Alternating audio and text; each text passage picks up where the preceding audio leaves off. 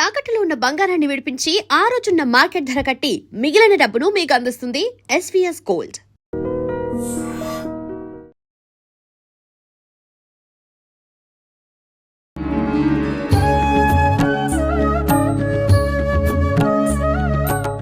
నమస్కారం గురుజీ. నమస్కారం మా విజిత. ఉగాది పండుగ రాబోతోంది. మరి విడిగా ఉన్నప్పుడు అంటే ఏదో ఒక రోజు చూసి ఇల్లు శుభ్రం చేసుకుంటారు. పండగ వచ్చింది అని అంటే ఇంకొంచెం ప్రత్యేకంగా కూడా ఇల్లుని శుద్ధి చేసుకోవడం కానియండి, అలంకరించుకోవడం కానియండి, ఇవన్నీ ఖచ్చితంగా చేయాల్సిందే మన సాంప్రదాయం ప్రకారంగా.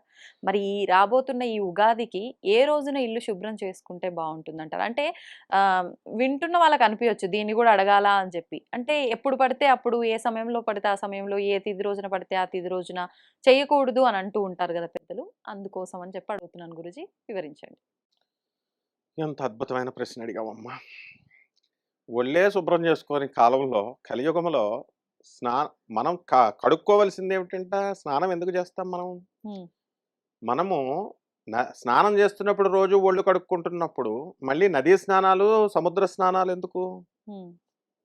మనం స్నానము అంటే అర్థం ఏమిటంటే ఈర్ష్య, అసూయ, రాగద్వేషాలు ఇవన్నీ కడిగేసుకోవాలి అవతల మనుషుల మీద. దీనికి స్నానానికి అర్థం అది. మన ఒళ్ళు అనుకోకుండా మన ఒళ్ళు అనుకుని మనం చేసుకుంటే ఆ లోపలే కూడా క్లీన్ చేసుకుంటాం. అలాగే వాటర్కి ఆ కెపాసిటీ ఉన్నప్పుడు బాడీని ఎలాగైతే తడిపి క్లీన్ చేసేటటువంటి కెపాసిటీ ఉంటుందో అలా నదులు, సముద్రాలకి లోపల ఆత్మని ఎవడు తడుపుతాడు? పుష్కరాల సమయాల్లో, అలాంటి సమయాల్లో ఆత్మని తడుపుతాం. ఉగాది రోజున తలంటు స్నానము ఏ నదీ జలాలతో అవసరం లేదు. మన ఇంట్లో దొరికేటటువంటి ట్యాప్ వాటర్తో చేసిన ఆత్మ పరిశుద్ధమవుతుంది. లోపల ఈర్ష్య, అసూయ, రాగ ద్వేషాలు అనేటటువంటివి పోతాయి. అందుకోసం శుద్ధి అన్నారు. ఎందువలన బ్రహ్మదేవుడు సృష్టి మొదలుపెట్టిన రోజు అది. ఇకపోతే క్లీనింగ్. ఈ క్లీనింగ్ అనేటటువంటిది మనము ఏ ముహూర్తాలు, నువ్వు అడిగింది చాలా కరెక్ట్. ఎప్పుడు పడితే అప్పుడు చేయకూడదు. మొన్న ఇండియా అమృత గడియల్లో గేమ్ ఆడింది. అందుకే T20 వరల్డ్ కప్ అనేటటువంటిది వాళ్ళు మనకి ఇచ్చేశారు. మనకు అవకాశం రాకపోయినా కొట్టుకోండి బాబు బ్యాటింగ్ అని విజృంభించారు మన వాళ్ళు. ఎందువలన అమృత గడియల్లో మనం ఈ ఉగాది రోజున అభిజిత్ లగ్నంలో మొదలు పెట్టాలమ్మా ఇల్లు తొడ్డం. ప్రతిరోజు అభిజిత్ లగ్నం 2 గంటలు ఉంటుంది ప్రతి లగ్నం లాగా. కొన్ని ఒక రోజున ఎక్స్టెన్షన్ తక్కువలు ఉంటే 15 నిమిషాలు, పావు గంట అలాగా ఏదోలాగా అడ్జస్ట్మెంట్ ఉంటుంది. అలాగే అమృత గడియల్లో మొదలు పెట్టాలి ఇల్లు శుభ్రం అనేటటువంటిది. మన వాళ్ళు మామూలుగా సంక్రాంతి పండుగ వస్తుందంటే వారం రోజుల ముందు నుంచి మొదలు పెడతాం. ఉగాది రోజున వారం ముందు అయిపోయింది, అలవాటు అయిపోయింది. సరే, ఈ రోజున శుభ్రంగా ఆ ముందు రోజు కానీ మనం ఎన్ని రోజులు అనంటే దేవుడికి అది ఎంతమ్మా, అసలు ఫస్ట్ దేవుడి గది క్లీన్ చేయాలి. ఒక్కొక్కటి 4 బెడ్రూమ్, 3 బెడ్రూమ్, విల్లా అంటున్నారు. 5 బెడ్రూమ్, ఇప్పుడు 5 బెడ్రూమ్ కూడా వస్తుంది. దేవుడికి మాత్రం చిన్నదే. 5 బెడ్రూమ్ అయినా దేవుడి గది చిన్నదే కదా. దేవుడి గది క్లీన్ చేయడానికి ఎంతసేపు పడుతుందమ్మా? ఒక అరగంటలో క్లీన్ చేసేయచ్చు. ఈ ఇల్లు క్లీన్ చేయడానికి పని మనుషులని పట్టుకుంటున్నారు. మనం ఏం క్లీన్ చేయట్లేదు కదా. వాళ్ళ కన్వీనియంట్ టైంలో రావాలా, లేకపోతే పని మనిషి ఎగ్గొట్టేస్తుంది. ఉగాది పండుగ పోయా, పని మనిషి పోయా, కొత్త పని మనిషి దొరకదు సిటీల్లో. సో పని మనిషి గారి యొక్క టైంను బట్టి మనము వాళ్ళ యొక్క అపాయింట్మెంట్ని బట్టి మనం ముహూర్తం పెట్టుకోవాలి. అంతేగాని పంతులు గారు పెట్టి ముహూర్తాలు, అమృత గడియలు, అభిజిత్ లగ్నాలు పెడితే రావమ్మా. కాబట్టి ఒక వారం రోజుల ముందు నుంచి మనం పని మనిషిని మనము కాకాపట్టాలి. ఆ మేడమ్స్ని, ఆ సార్లని చేత చేయించుకోవాలి. This the first step. ఇకపోతే సెకండ్, మామిడాకులు కంపల్సరీ కట్టాలి. షడ్రుచులు నువ్వు అన్నట్టుగా వేపాకులు, అమ్మగారు వేపాకులు అనేటటువంటిది మనం వేప పువ్వు షడ్రుచులు. జీవితంలో ఎప్పుడు సుఖాలేమిటో బోరు కొడుతుంది. దేవతలు ఎప్పుడు కూడా సోమరసం, ఈ విస్కీ బ్రాంతి అనుకుంటున్నారు. ఏమండి దేవతలే తాగేస్తున్నారండి. ఒరే పిచ్చి విధవల్లారా, ఇప్పుడు మనం తాగేది బ్రిటిష్ వాళ్ళు తయారు చేసినవి, ఆ ఫ్లేవర్తో మనం తయారు చేస్తున్నాం ఫ్యాక్టరీస్లో. ఇది దేవతలు తాగేది రెండు ఒకటి కాదమ్మా. అది సోమరసం, అమృతము. కుండలిని శక్తి జాగృతమైనప్పుడు సహస్రార చక్రం నుంచి మనకు ఒక్కొక్క బిందువు మనకు పడుతుంది. ఆ రసాన్ని వాళ్ళు అమృత సాధన చేస్తూ నిత్యం శివుడికి పని పట్టలేదా? నిత్యం ధ్యానంలో రామా రామా రామా అంటూ ఆయన చేస్తాడు. రాముడేమో శివ శివ శివ అంటూ కృష్ణుడు చేస్తాడు. ఎందుకని? ధ్యానముద్రలు ఎందుకుంటారు? ఆ అమృతాన్ని ఆస్వాదిస్తారు. ఇక చిన్న సైజు దేవతలు, డెమిగాడ్స్ అంటాం. ఇంద్రుడు, వీళ్ళు రంభావరుషి మేనక నాట్యాలు చేస్తుంటే అదేదో సినిమాల్లో చూపిస్తాడు 'ఎన్టీ రామారావు' సినిమాల్లాగా ఏదో తాగుతున్నట్టుగా. అది కాదు. కాబట్టి అటువంటి వాళ్ళంతా కూడా ఈ రోజున ఆ సోమరసం ఎలాగైతే అమృతం వాళ్ళు అనేది సేవిస్తున్నారో, ఆ యుగాది రోజున మనము ఈ షడ్రుచులు తీసుకుంటాం. ఎందుకు? దేవతలకు బోర్ కొడద్దట. తాగి, తాగి, తాగి రోజు డైలీ చావు లేదు. వాళ్ళు తపస్సు చేస్తూ ఉంటారు. అయ్యా! మానవ జన్మ మాకివ్వండి. మాకు బోర్ కొడుతుంది. మరణం లేదు. దుఃఖము లేదు. నిత్యం బ్రహ్మానందం, బ్రహ్మానందంలో ఉన్నాం. మాకివ్వండి అని అడుగుతారట దేవతలు. ఇది సత్యం ఇది. మనకేమో ఇచ్చిన బాడీ మనకిస్తే దాన్ని మనం ఉపయోగించుకోకుండా మనం ఏం చేస్తున్నాము? మన ఇష్టం వచ్చినట్టు అనుసారం దైవనామ సంకీర్తనం కోసము పేద ప్రజల యొక్క అనాథ పిల్లలు, పేదలు, తర్వాత పండిత పూజ, సాధువులు, వికలాంగులకి సేవ చేయడం కోసమే ఈ బాడీ ఇచ్చాడు. పరోపకారం ఇదం శరీరం. ఇదం శరీరం కలుధర్మ సాధనం. ఏవి చేయాలో అవి చేయకుండా ఈటింగ్ అండ్ మీటింగ్ చేస్తాం. సో ఈ అన్ని మానేయమనడానికి ఈ ఆలోచనలు, ఆ చెత్త ఆలోచనలు తీసి అవతల పడేసేయి. అట్లీస్ట్ ఫ్రెష్ జీవితం, కొత్త జీవితం స్టార్ట్ చేయడం అని చెప్పడమే ఉగాది పండుగ యొక్క అర్థం, పరమార్థం. అంతేగాని రోజు దులిపేసుకోవడం దుమ్ములు, తర్వాత రోజు చేస్తున్నాం, ఆ ప్రతి పండగకి చేస్తాం. Then what is there the importance in this Ugadi festival దులుపుకోవడంలో? కాబట్టి మనం చీపురుతో, కొండ చీపురుతో, తర్వాత ఈ యొక్క ప్లాస్టిక్ అన్నీ అలౌడ్, అన్నిటితో దులుపుకోవచ్చమ్మా. నెక్స్ట్ మనము షడ్రుచులు. శనీశ్వరుడికి చేదు. వేప పువ్వు ఎందుకు తినాలి? జీవితంలో చేదు కూడా కావాలి. భార్య భర్తను పెళ్లి చేసుకుంటాడు. పెళ్లి చేసుకున్నాకే భార్య భర్త ఓకే ఓకే అయ్యారు. మరి భార్య సుఖాన్ని ఇవ్వడమే కాదు, 498 కేసు పెట్టి వరకట్న వేధింపుల కేసు, ఇలా రకరకాల సెక్షన్స్ పెట్టి గృహహింస నిర్బంధనాన్ని కేసు పెడితే బాధపడతారు. మా ఆవిడ నన్ను కేసులు పెట్టేసిందని. మరి భార్య సుఖాన్ని ఇచ్చినప్పుడు కష్టాన్ని కూడా ఇస్తుందా? వెళ్ళాలి, కోర్టుకు వెళ్ళాలి. ఇప్పుడు ఇది ఎందుకు వచ్చింది ఇక్కడ? అదే చెప్తున్నా, చేదు. కష్టం వచ్చినప్పుడు, ఏ కష్టమైనా, డబ్బులు క్యాష్ వచ్చినప్పుడు ఐఎమ్ హ్యాపీ, ఇన్కమ్ పెంచినప్పుడు అని అంటారు. మరి అప్పులు వచ్చినప్పుడు నువ్వు అప్పులు ఊరికనే ఏమన్నా ఎవరికైనా అనాథ పిల్లలకి ఇచ్చావా? సాధువులకి ఇచ్చారా? వీళ్ళు వాళ్ళ ఫ్యామిలీకి పెట్టుకుంటారు, లేకపోతే వాళ్ళ గర్ల్ ఫ్రెండ్స్ పెట్టుకుంటారు. సో ఇంకా దానికి పర్సనల్ కోసం ఖర్చు పెట్టినప్పుడు ఎట్టి పరిస్థితుల్లో అప్పులు వచ్చినా బాధపడకూడదని శనీశ్వరుడు మనకు చెప్పడం.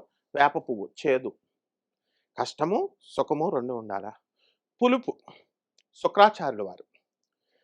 ఆ శుక్రాచార్యుల వారు సాక్షాత్తు ఎవరైనా రాక్షసులకే గురువు, దేవతల గురువు అయినటువంటి బృహస్పతికే గురువు. ఈ చాలా మందికి తెలియదు ఏంటంటే, మేము చింతపండు తినమండి, షుగర్ డాక్టర్ చెప్పాడండి, చింతపండు తినొద్దన్నారండి మనకి అని అంటారు. శుక్రాచార్యుడి యొక్క పులుపు తినకపోతే ఉగాది రోజున అసలు డబ్బు రాదు, పెళ్ళం రివర్స్ అయిపోద్ది, అత్తగారు రివర్స్ అయిపోద్ది. అష్టమ శుక్రుడు అంటే అదే అర్థం. అష్టమ శుక్రుడు అత్తగారు, స్త్రీలంతా రివర్స్ అయిపోతారు. కాబట్టి పులుపు అందుకని తినాలి. ధనం, ఇల్లు, గృహం, వాహన యోగం ఇవన్నీ రావాలంటే వేప పువ్వు తినాలి, ఈ యొక్క పులుపు తినాలి. తర్వాత బెల్లం, గురుడు యొక్క ఇది. తర్వాత అల్లం వేస్తామా అమ్మ షడ్రుచుల్లో? వెయ్యాలి. ఎందువల్ల? తల్లి అల్లం, పెళ్ళం బెల్లం. పెళ్ళైన తర్వాత ఎవరు డిఫైన్ చేశారు ఇవన్నీ? మామిడికాయ వేస్తాం పులుపు. మరి చింతపండు ఎందుకమ్మా? సబ్స్టిట్యూట్ అంటారు దీన్ని. ఆ మామిడికాయ అవి పిందెలు వగరు, మామిడికాయ పులుపు, చింతపండు పులుపు, మామిడికాయ వగరు. వగరా కాదా? అంటే మామిడికాయ తీపి. అది పెద్దగా సైజు పెరిగిన తర్వాత ఇప్పుడు చిన్న చిన్న లేత మామిడికాయలు కదా గురుజీ. అది తప్పకుండా అన్ని తీసుకోవచ్చు. సృష్టిలో ఉన్నటువంటివన్నీ కూడా ఒక్క తల్లి తప్ప మిగతా అన్ని బెల్లంగా భావిస్తాం, ఒక తల్లే. కాబట్టి నా మాతుహు పరదైవతం అన్నారు. ఆ ఉగాది రోజున చేయాల్సింది చేయాలా. తమ తల్లి పాదాలకు నమస్కారం పెట్టాలా. భయపడుతుంది తల్లి, వెళ్ళి నమస్కారం పెడితే తల్లిదండ్రులు పెడితే ఏమిట్రా బాబు సినిమాల్లో పెడుతున్నాం అని. కాబట్టి భర్త భార్యకు దండం పెట్టాలి. ఇవి చేయాల్సింది, దులుపుకోవడం కాదు.